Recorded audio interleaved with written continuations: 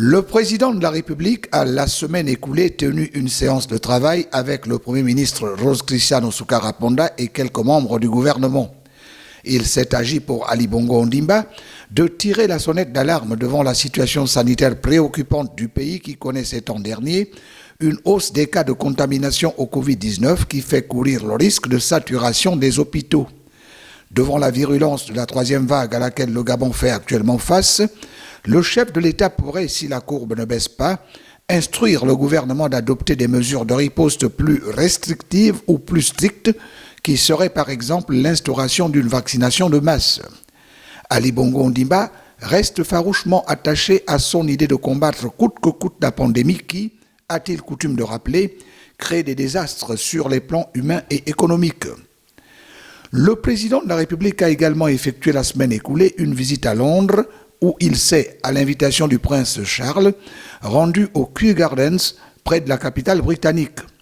Tout en remerciant son hôte pour ce geste, le président de la République a qualifié le moment de plaisant et de riche en enseignements à l'heure où la protection de la biodiversité doit être une priorité absolue.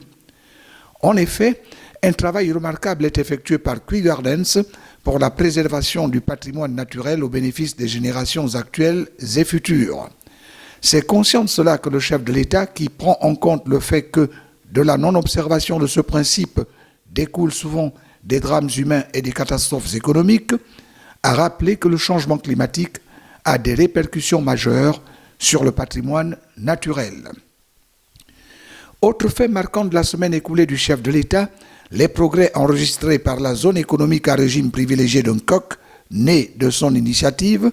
la GSEZ, qui vient d'obtenir la certification ISO pour avoir atteint la neutralité carbone.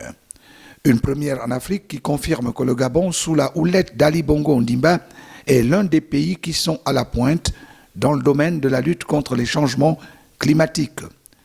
Reconnaissant, le président de la République a tenu à présenter ses félicitations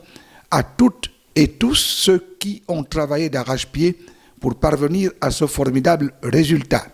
en particulier aux équipes de Gabon Special Economic Zone, GSEZ, de Nkok.